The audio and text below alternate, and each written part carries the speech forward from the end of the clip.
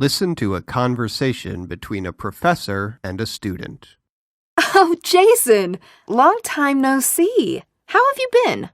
I guess it has been a while. Amazing how time flies. I've been well. You know, graduation's coming up pretty quickly, but I've been enjoying my senior year. And how's your older sister? Amy? Amy? She's good. She just got an internship at the Library of Congress. But I don't see her much nowadays. Anyway, I'm kind of coming to you for some specific advice if you have a moment. Well, my schedule's wide open. What's on your mind? Okay, so I'm helping out Professor Williams in his Intro to English History class, right? Yeah, I heard that. He's letting me take over the class one day to teach it. And that's exciting, but I've never designed a lesson before, and I'm kind of embarrassed to go talk to Professor Williams about what I'm planning. He can be a little intimidating. Oh, don't sweat it. I remember how nerve-wracking it can be when you first get up to teach. So what's the lesson? The lesson's going to be on King Henry VIII. Just like an introduction, an overview of his life and influence, you know? Got it. So far, I outlined all the ways he's impacted England, both in the Renaissance and today. It seems boring. Here, you can take a look at my lesson plan if you want. That would help.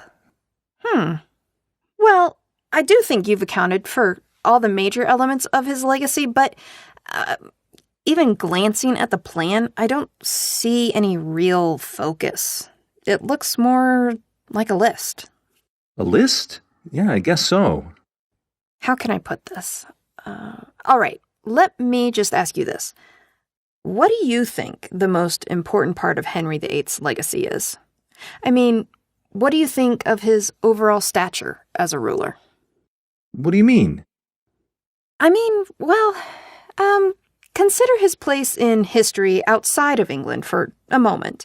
Would you agree that, along with the current Queen Elizabeth II and his own daughter, Elizabeth I, that he's one of the most famous English rulers ever?